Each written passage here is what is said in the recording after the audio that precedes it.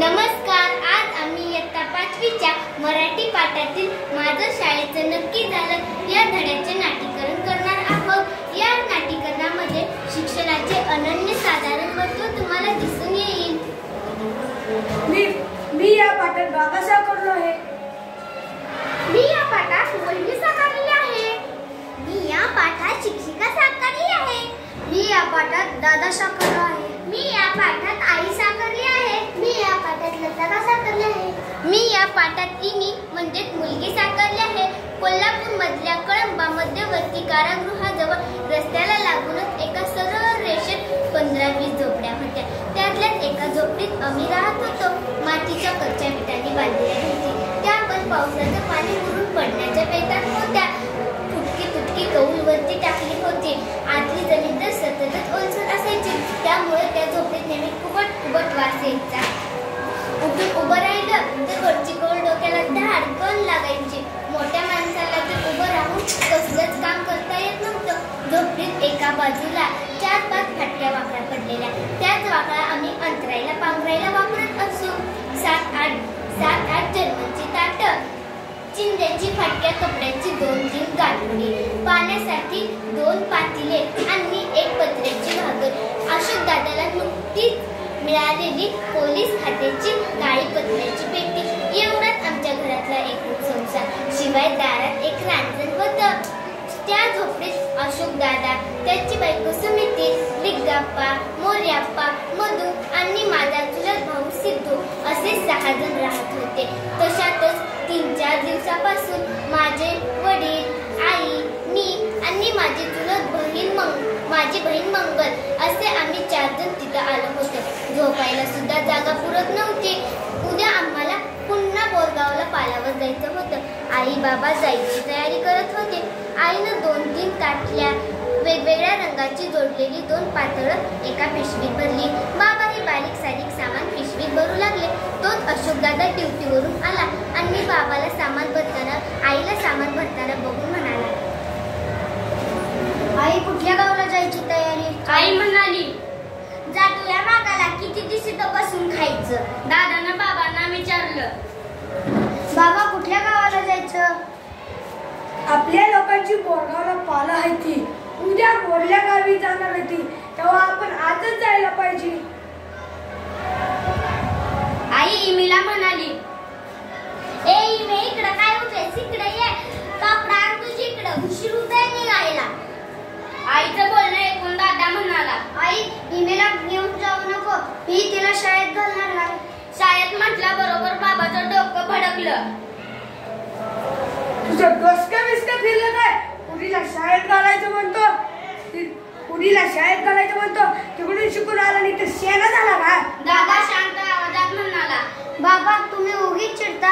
त्यात काय एवढं चिडण्यासारखं? चांगली शिकली तर कुठंतरी नोकरी करेन.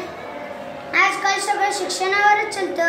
दादाचा शहाणपणा बाबांना पटणार होता थोडाच. बाबा म्हणाले,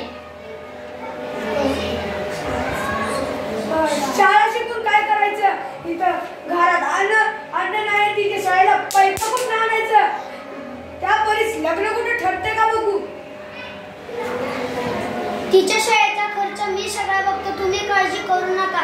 आणि तिचं लग्न करायला तिनं काय एवढी मोठी बाई लागून गेली का?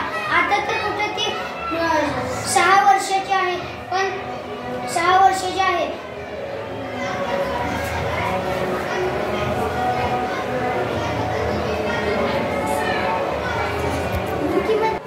इतक्या वेळ गप्प बसलेली आई म्हणाली, तुझा बा असंच आहे. तुझ्या वक्ताला शाळेत घालताना मी तुझ्या बाचा लय मार खाल्ला.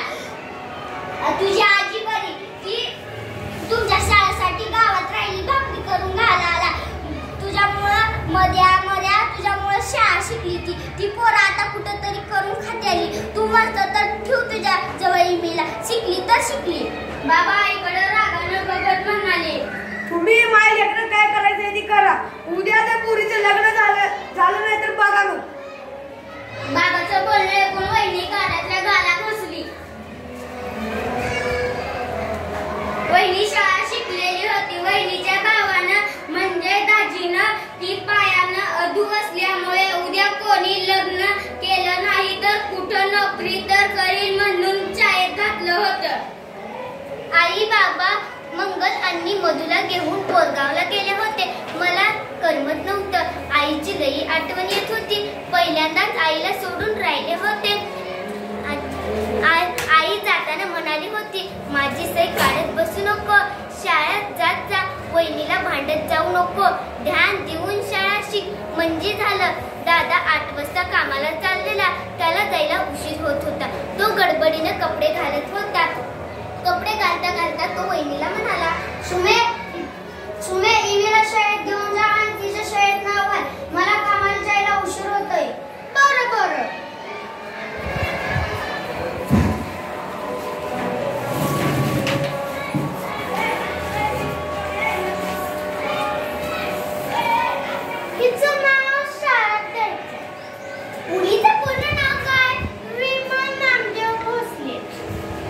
जन्मतारीख सांगा.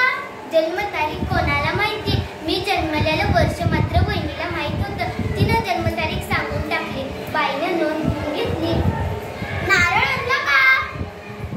बाईंनी वहिनीला विचारलं. नाही, नारळ तर मी आणला नाही आणि पैसे तर माझ्याजवळ नाही. नंतर आणून देईन. शाळेत नाव घातलं म्हणजे नारळ किंवा 100 रुपये द्यावा लागतो. तुम्हाला माहित नाही का? नाही, मला माहित नाही. वहिनी घरी गेली. मी शाळेत बसले. बाई वर्गात शिकवू लागल्या. बाईंनी मला ग म भ ही 4 अक्षरं लिहून दिली आणि गिरवायला सांगितली. मी माझ्या जागेवर येऊन बसले आणि ती अक्षर गिरवली. तोच मधली सुट्टी झाली. मी घरी गेले आणि माझे भाऊ घरी जेवायला आले होते. जेवण करतो ना करतो तो शाळेची घंटा वाजली. वहिनीनं शोधाशोध पैशासाठी काही डबे उघडून बघितले, पण पैसे काही दिसले नाही. आमच्या शेजारी पाटलाची मुलगी म्हणजेच लत्ता, आम्ही तिला लत्ता का म्हणायचो. वहिनी तिच्या घरात गेली. मीही तिच्या मागोमाग गेले. लत्ता का, तुमच्याजवळ 100 रुपये आहेत का? इवीच्या शाळेत द्यायचंय, ते मी आल्यावर परत करीन. आहेत ना, हे घ्या. लताकानं शोधाशोध केली आणि माझ्या हातावर 100 रुपये ठेवला. मी तो घेऊन शाळेत गेले आणि माझ्या शाळेचं नक्की झालं. धन्यवाद.